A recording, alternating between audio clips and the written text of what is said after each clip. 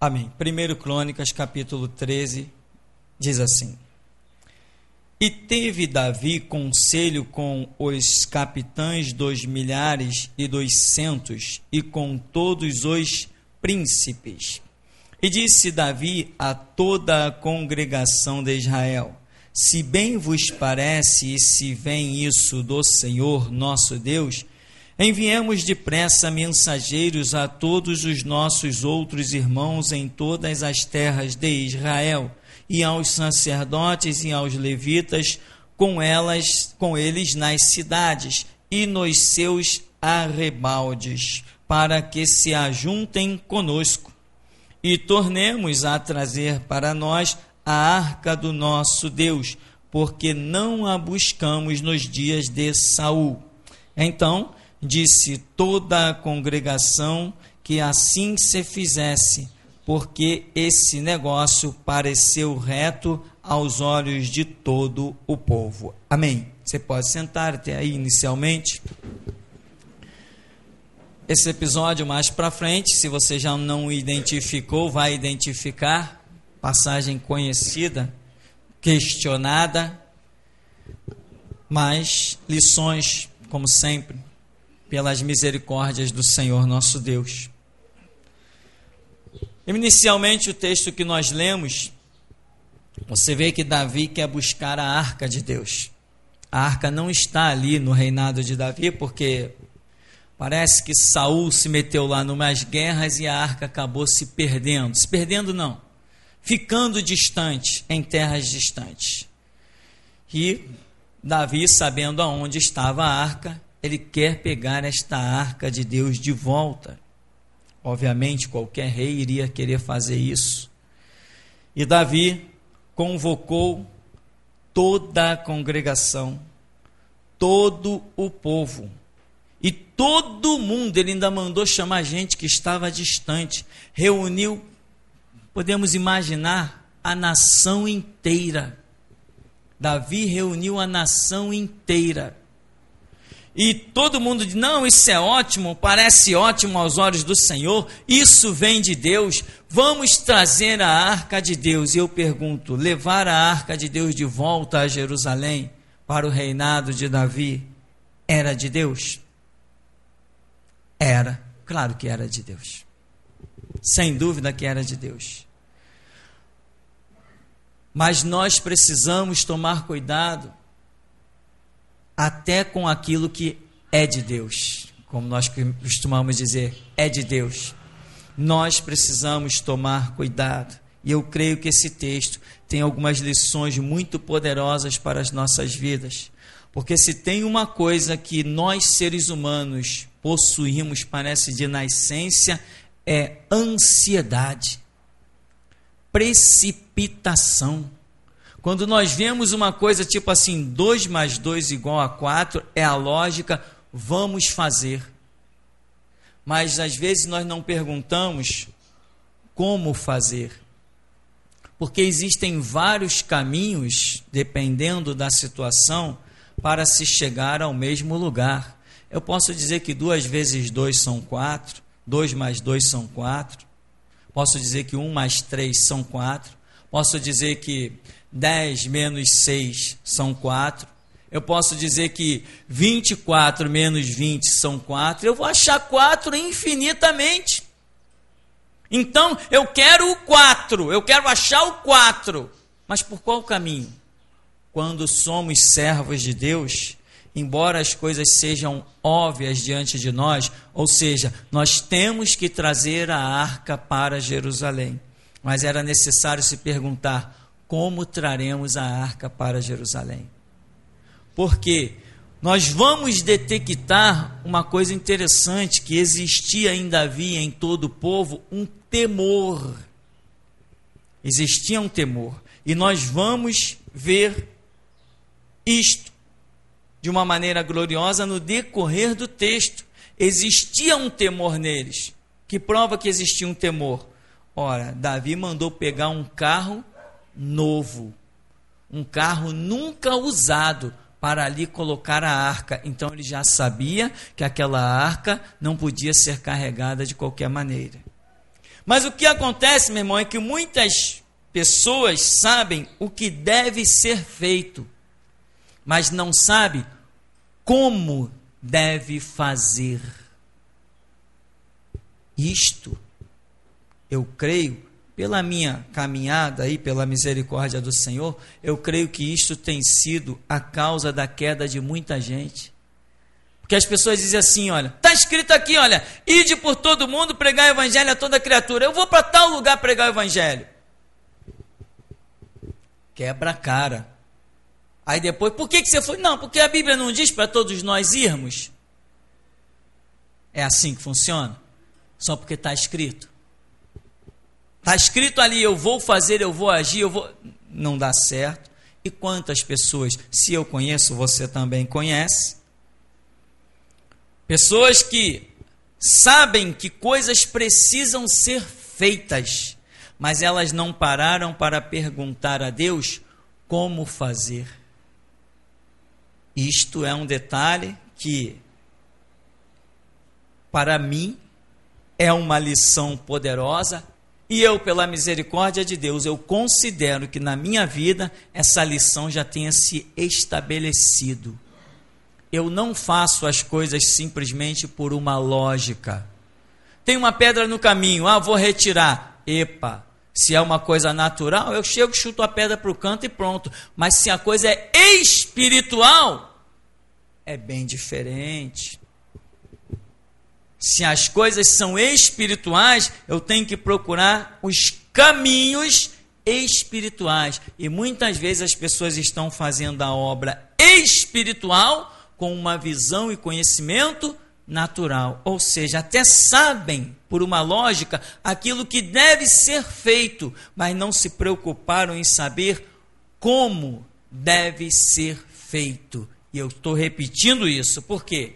Porque muita gente eu já vi arrebentar com a sua vida por causa disso. Quantos já passaram por esse ministério aqui? Pastor, eu vou abrir uma congregação em tal lugar, doido para esperar eu dizer assim, doido para que eu diga assim, irmão, vai mesmo, quer uma força lá, quer que eu te dou um apoio? Irmão, eu só entro em caminho que Jesus me manda entrar, senão não entro de jeito nenhum. Eu sou temente a Deus. Eu aprendi que a obra de Deus nós não fazemos por querer fazer. Eu, desde a minha juventude, o que eu mais queria era fazer a obra de Deus. E, no entanto, eu tive que esperar 13 benditos anos de banco para depois o Senhor me mandar fundar a Geração Jesus Cristo. 13 anos de banco e tanta gente me criticou. Já falei isso tantas vezes. Tanta gente me criticou. Que isso, cara? Eu tenho 3 anos e já fui consagrado. O outro, eu tenho 5 anos, rapaz, e já sou isso, já estou dirigindo a congregação não sei aonde. Eu tenho não sei mais quanto, eu já fui consagrado a isso, eu já estou fazendo isso, e eu já estou até recebendo revelação. E eu dizia, vai nessa tua força, que Deus te abençoe. Mas eu só moverei o meu pé o dia que o meu Deus falar comigo. Irmão, não foi uma pressão, porque quando eu abri a boca, pelas misericórdias de Deus incontáveis, o Espírito de Deus sempre falou. Foi uma pressão muito grande de gente querendo ter o privilégio, querendo ter o destaque de poder dizer, eu consagrei aquele cara. Mas Jesus tinha outros planos. Muita gente quis me jogar atrás de um púlpito. Muita gente, abra bem os teus ouvidos, tá? Muita gente quis me jogar atrás de um púlpito, mas o plano de Jesus Cristo era que Ele me jogasse atrás dos púlpitos. Agora, eu vi muita gente ser jogada atrás dos púlpitos pelos homens. Hoje ainda estão lá atrás dos púlpitos, mas não prestam ao projeto de Deus. E outros já não estão mais lá atrás dos púlpitos, porque não tinha nada de Deus para que eles fossem para lá. Mas muitas vezes o que acontece? As pessoas sabem que algo deva ser feito, mas eles não sabem como aquilo deve ser feito.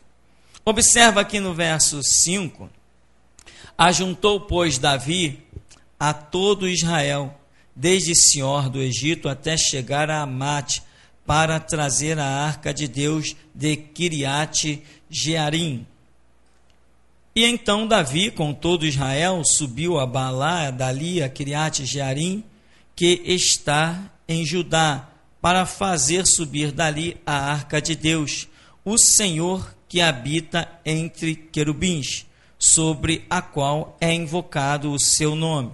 E levaram a arca de Deus sobre um carro novo, da casa de Abinadab, e Uza e Aiô guiavam o carro.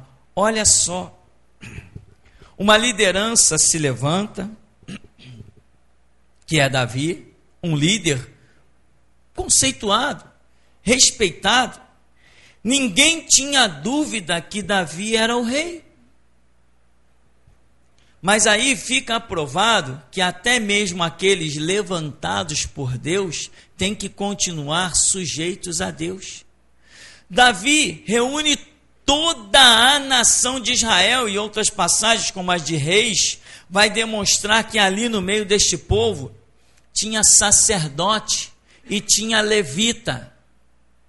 E no entanto, Davi tem uma estratégia para carregar a arca que não é aprovada por Deus, mas tem no meio daqueles a quem Davi convocou, tem sacerdote. Você pode ler o texto de 1 Reis, tem sacerdotes e tem levitas no meio do povo. E Davi está bem intencionado, ele é um rei de expressão máxima em Israel, um rei tremendo, confirmadíssimo por Deus. Ele convoca todo o povo, e tem levita, e tem sacerdote, e tem príncipe, tem ancião, tem todo mundo no meio, mas ninguém detecta que eles estão a caminho da vergonha, que eles estão a caminho de um problema. Eles vão com toda a força, com todo o júbilo, e vão voltar com lágrimas. Vão voltar com tristeza, vão voltar desolados, vão voltar sem entender, porque estavam tão firmes, tão cheios, tão entusiasmados, tão desejosos de fazer a obra de Deus. Se perguntasse a qualquer um: levita, isso vem de Deus? Claro que vem de Deus. Se perguntasse aos anciãos: vem de Deus? Vem de Deus. Consultou lá os profetas nem se pararam para orar. Claro que vem de Deus. Mas faltava para eles, sabe o quê? O conhecimento da regra. Tem coisas, meu irmão, que são de Deus, mas são de Deus dentro das regras de Deus. Claro que Deus queria aquela arca lá no reinado de Davi, lógico que Deus queria, mas queria da maneira que ele estabeleceu. E nem os levitas, presta atenção, você sabe quem são os levitas? Nem os sacerdotes, você sabe quem são os sacerdotes? E nem Davi, o rei que tipifica o reinado messiânico, nem ele sabia como conduzir a arca que representava a glória da presença de Deus entre os querubins, nem ele. Eu te pergunto, olha para as lideranças dos dias de hoje, que não sabem nada da regra.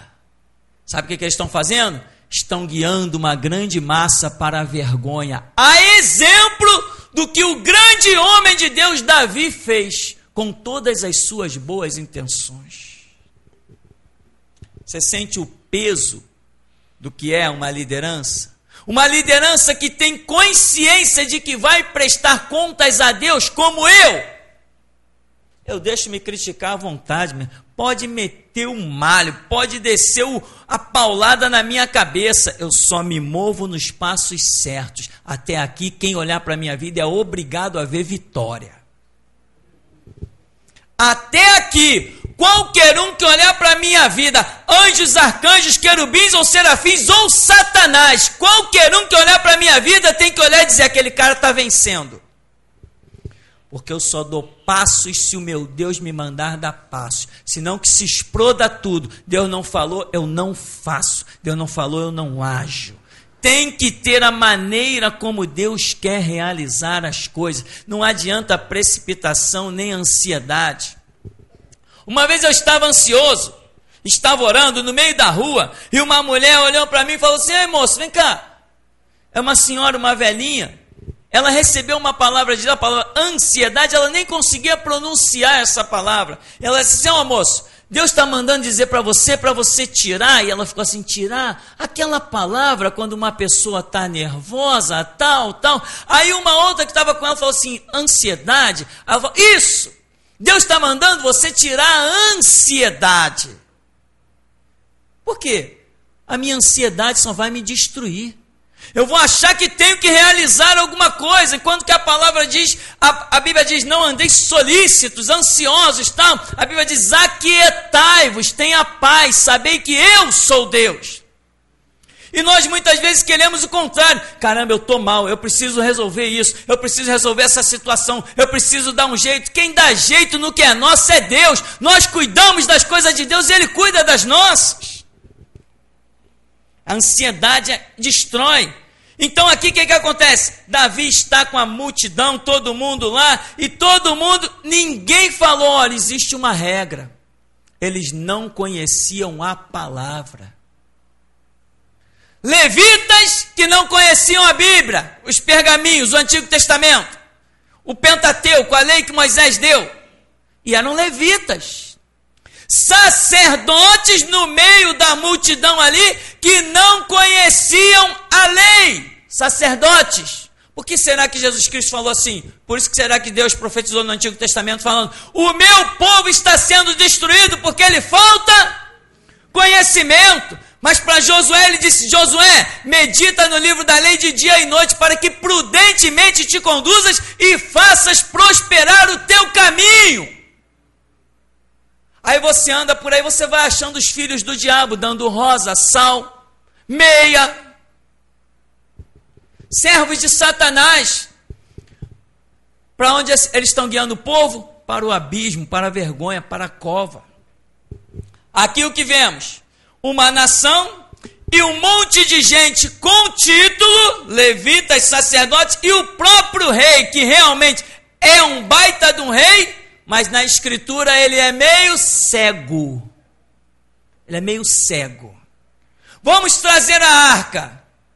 Se vamos trazer a arca, tinha que conhecer a regra.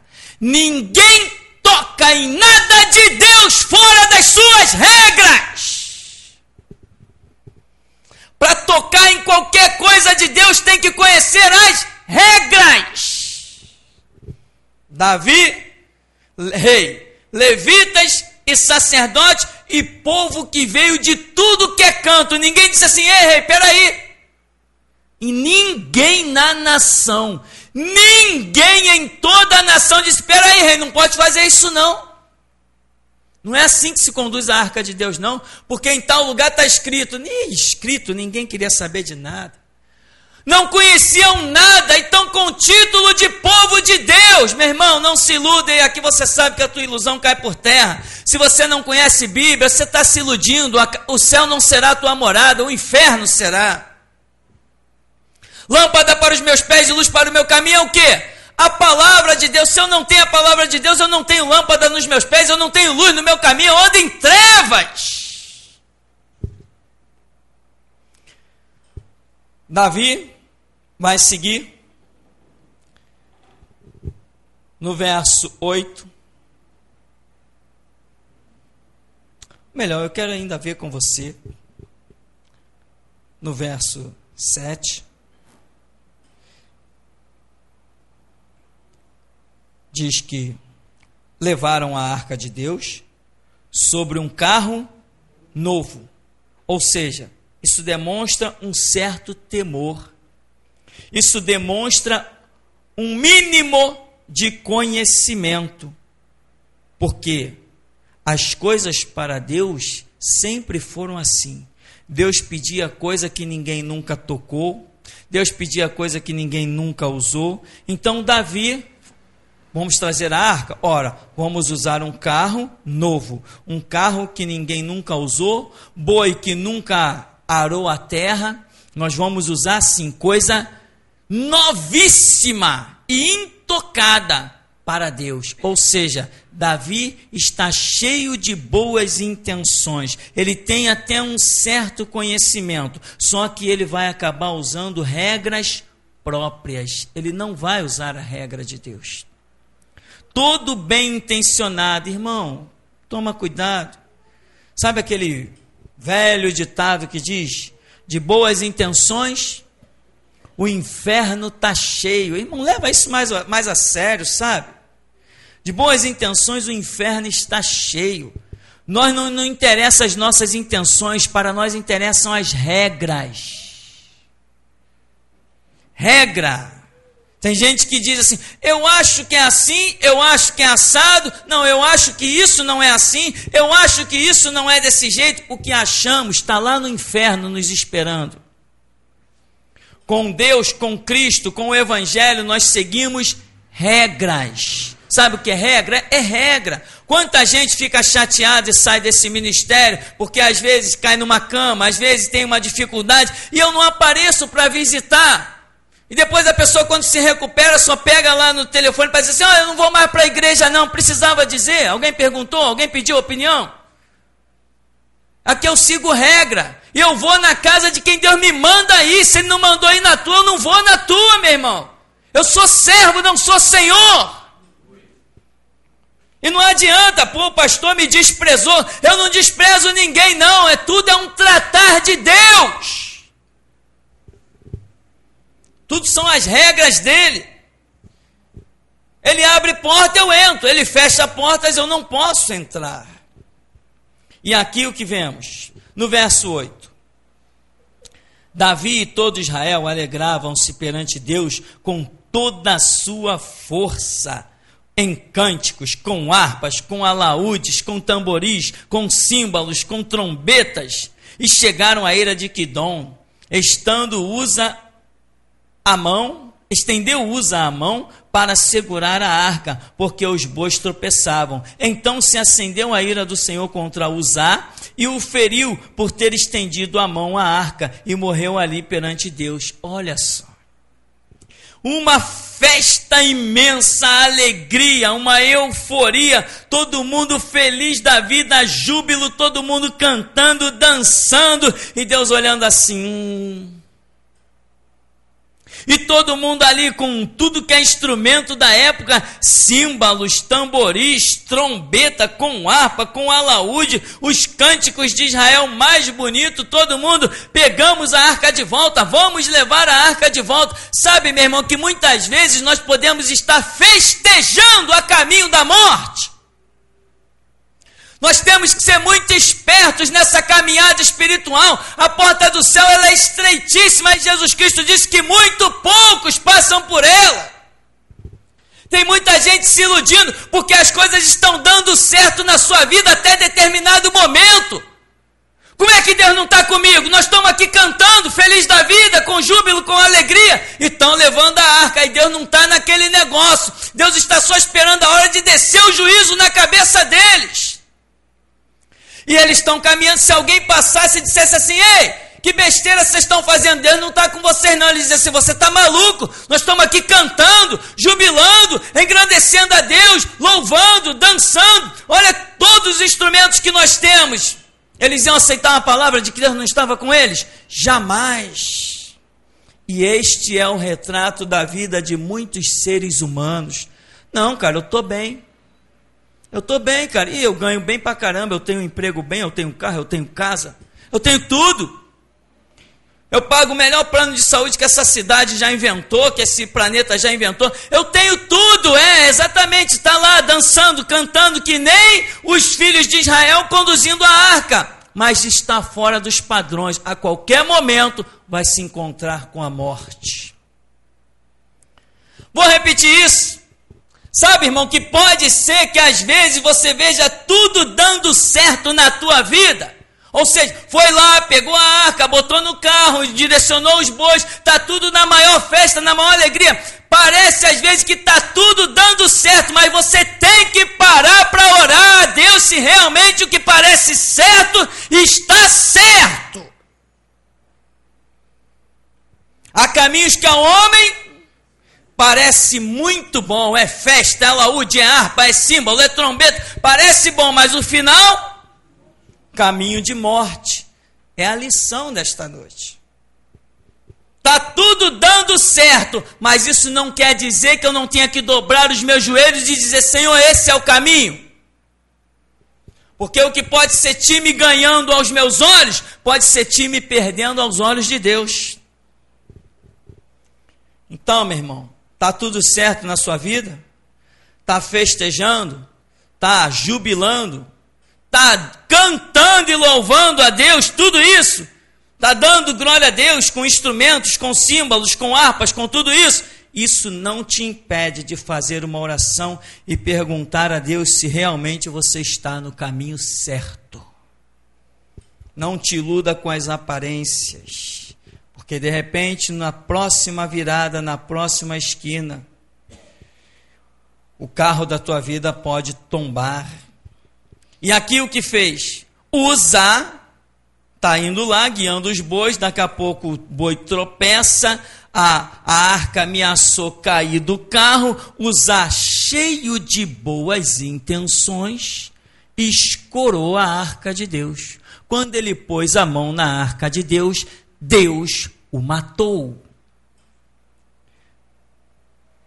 Aí, no verso 11, diz: E Davi se encheu de tristeza de que o Senhor houvesse aberto brecha em Uzá, pelo que chamou aquele lugar Pérez Uzá, até o dia de hoje.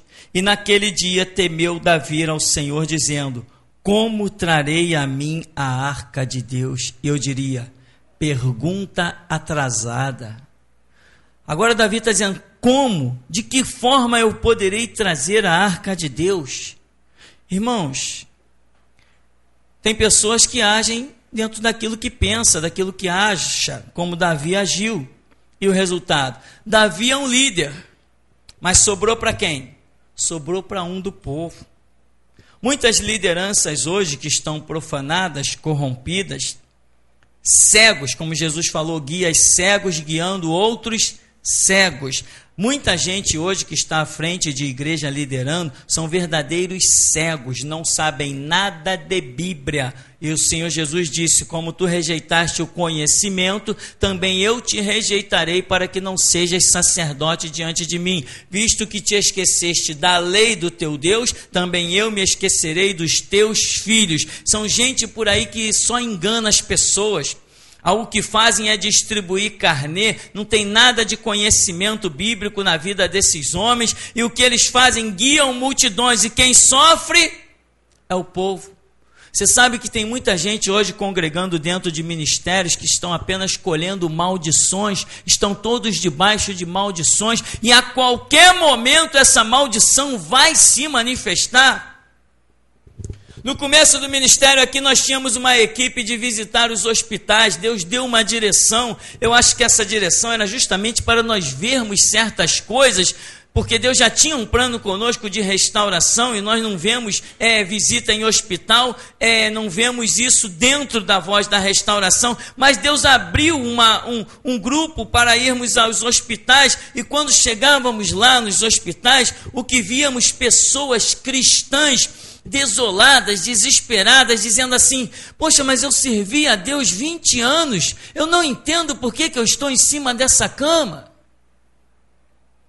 Outros dizendo: eu servi a Deus 15 anos, eu subia morro, eu pregava, eu fazia, eu acontecia, eu era incansável na obra de Deus, eu não entendo porque depois de 15 anos de serviço ao Evangelho, eu estou aqui em cima dessa cama. E as pessoas choravam, e choravam, e choravam, e era dia a dia cada experiência, e nós tínhamos que dizer assim: você se enganou, você pensou que serviu a Deus, porque quem serve a Deus jamais é abandonado por Ele. Você precisa rever os seus conceitos, precisa rever os conceitos da sua denominação, você precisa mergulhar na Bíblia, conhecer Deus pela palavra. E muitos simplesmente diziam que não queriam mais a nossa visita, não queriam mais ver a nossa cara, porque a verdade dói, dói muito. Jesus Cristo já abandonou alguém? Jamais. Isso nunca aconteceu, nem jamais acontecerá. Só que as pessoas pensavam que serviam a Deus. É o caso de Uzá. Está debaixo de uma liderança cega, pelo menos no ponto determinado aqui. Estão lá os sacerdotes, estão os levitas, todo mundo cego, sem conhecimento da lei de Deus. Ninguém parou para fazer uma oração e Uzá se achou o quê? Um bom homem. Viu a arca caindo, meteu a mão na arca. Qual foi o resultado? Morreu fulminado. Aí, naquele dia, temeu Davi ao Senhor, dizendo: como trarei a mim a arca de Deus? Pelo que Davi não trouxe a arca a si, a cidade de Davi, porém a fez retirar à casa de Obed-edom, o geteu. Assim ficou a arca de Deus com a família de Obed-edom 3 meses em sua casa. Aqui está especificando 3 meses, porque depois Davi foi lá buscar essa arca de novo. E o Senhor abençoou a casa de Obed-edom e tudo quanto tinha. Por 3 meses a arca ficou lá. Por 3 meses Davi está tentando descobrir pela mente dele mesmo como que vai trazer aquela arca. Ele ficou 3 meses sem entender por que aquele homem encostou a mão na arca e foi fulminado. Dentro da cabeça dele ele dizia: é lógico que aquela arca tem que vir para os filhos de Israel. Mas por que aquele homem encostou a mão na arca e Deus o matou? Davi está lá nos seus palácios e por 3 meses Davi fica se perguntando: como que eu vou trazer aquela arca para cá? Quem vai conseguir trazer aquele negócio? Porque ninguém pode encostar naquilo. Encosta, morre. Até os outros textos lá de Reis vão mostrar, até que finalmente alguém diz assim: vamos consultar a Escritura. Aí abriram lá os livros que Moisés recebeu do Senhor. Aí viu que a arca de Deus não poderia ser tocada. Ela tinha que ter as suas hastes atravessadas pelas suas argolas e tinha que ser carregada em ombros humanos, jamais puxada por animais. Sabe, irmão, a Escritura te ensina a não errar amanhã. A Escritura te ensina a ficar vivo. Mas muita gente tem desprezado a Bíblia, estão por aí fazendo as campanhas e as correntes das profanas igrejas de Satanás, rotuladas de evangélica. Davi finalmente, desesperado, depois de 3 meses, ele resolve, depois de 3 meses, consultar os pergaminhos. E põe todo mundo para ler pergaminho. De repente alguém diz assim: olha, é assim que tem que ser. Foram lá depois de 3 meses, atravessaram uma haste, colocaram nos ombros 2 levitas do pessoal que era específico, mas ninguém podia levar aquela arca, colocou nos ombros deles e trouxeram a arca para Jerusalém. Depois de 3 meses, buscando, procurando saber, procurando entender, ora, mas ele não era o rei de Israel? Ora, aqueles não eram sacerdotes? Como que alguém pode ser rei, pode ser sacerdote, sem conhecimento da Bíblia? Sabe o que aconteceu nessa época? Diferente do que é hoje, falando da verdade, né? Vamos deixar um pouquinho essa podridão que tem por aí de lado. Falando no contexto real, na verdade. Hoje, Deus só chama para sacerdote quem conhece a sua palavra. Ponto final. Isto é um sacerdote diante de Deus, alguém que maneja bem a palavra da verdade, alguém que tem a verdade como coluna, como firmeza, alguém que não oscila nos seus pensamentos, porque tem a Bíblia como regra de fé e prática. Mas lá em Israel, os levitas e os sacerdotes, para eles estava bastando ser descendência de Arão, ou descendência de Moisés, ou descendência de quem quer que fosse. Então eles estavam repousando na descendência carnal, no DNA, e estavam esquecendo da descendência espiritual, ou seja, ser templo real do Espírito Santo. Isso é o que estava acontecendo. Então aqueles que eram carnais, eu sou sacerdote, mas era um cego. Eu sou um levita, mas era um cego. Depois dessa investida de 3 meses em que Davi fica tonto e resolve ler as Escrituras, ele consegue chegar à conclusão de que a arca tinha uma maneira especial. Deus tinha uma regra para conduzir as coisas. Então, esta é a lição, irmão. Você pode achar que alguma coisa tem que ser feita, e ninguém vai dizer que não tem que ser feita, mas você precisa entender como as coisas precisam ser feitas. Como as coisas precisam ser feitas. Quantas experiências nós temos de que Deus nos mandou fazer alguma coisa, mas nos deu data específica para realizar. Então eu pergunto, você está conduzindo a sua vida com festa, com triunfo, está tudo legal, símbolos, trombeta, está dando tudo certo na sua vida? Mas pode acreditar, é tempo de você ainda parar e perguntar a Deus se nos teus próximos passos você vai continuar com sorrisos e festas, ou se a sua alegria vai se transformar em pranto. Amém, irmão? E até aqui nos tem ajudado o Senhor.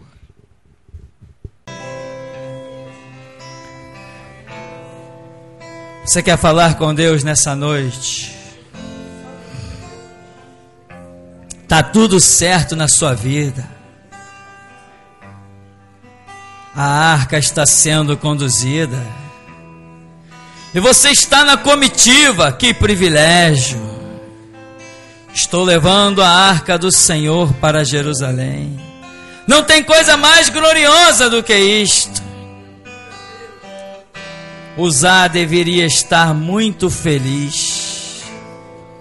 A ele coube o cargo de guiar aqueles bois, vigiar para que a arca não caísse. Ele tinha uma missão tão importante, tão privilegiada. E tanta gente, eu estou fazendo parte do louvor, eu estou tocando a harpa. Cada um tocava mais bonito, cada um puxava o seu melhor fôlego. Toca a harpa aí. O outro tocava cítara, tocavam as gaitas de fole, os símbolos, os tamboris, todos os cantores de toda a nação reunidos. Ricanto, rimanto, decanto, rimanto, rimanto, decanto, rimanto, ricanto, rimanto, ricanto, rimanto, ricanto, rimanto, ricanto, rimanto, ricanto, rimanto, ricanto, rimanto. Mas o Senhor está orando e está dizendo: ainda te falta uma coisa. Isso que te falta é tão sério que vai destruir. Faltava só o conhecimento da Escritura. Para que a alegria fosse completa, só faltava o conhecimento da Escritura.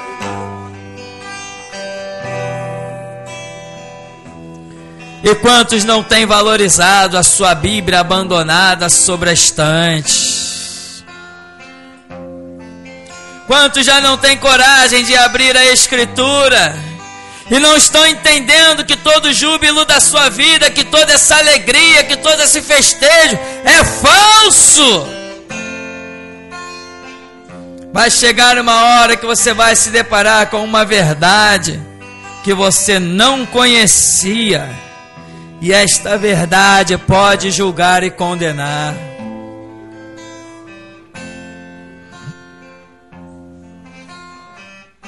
Para você que olha para a sua vida hoje e diz assim: está tudo certo. Faça uma oração. Pergunte a Deus se realmente está tudo certo. Porque eu te afirmo uma coisa: Não existem muitos lugares no planeta Terra que você ouviria o que você ouviu nessa noite.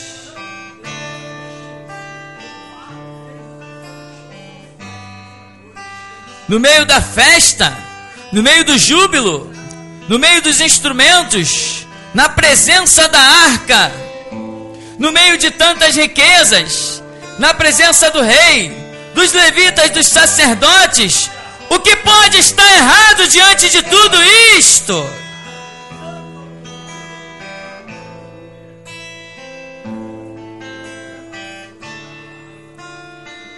O certo e o errado não procede das nossas regras, mas das regras de Deus.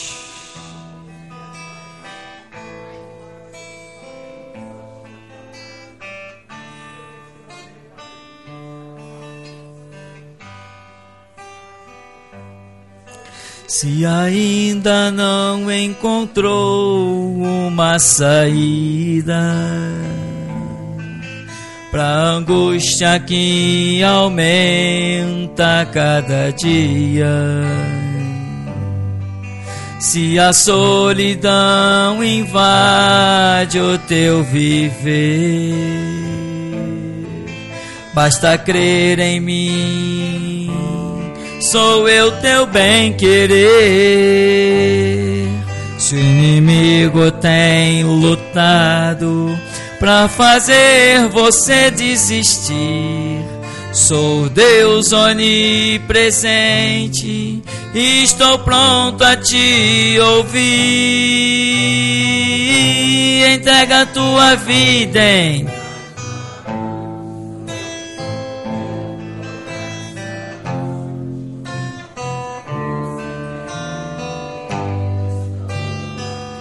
pra te ajudar, eu quero te fazer mais feliz, realizar os teus ideais. Quando precisar de mim, é só clamar.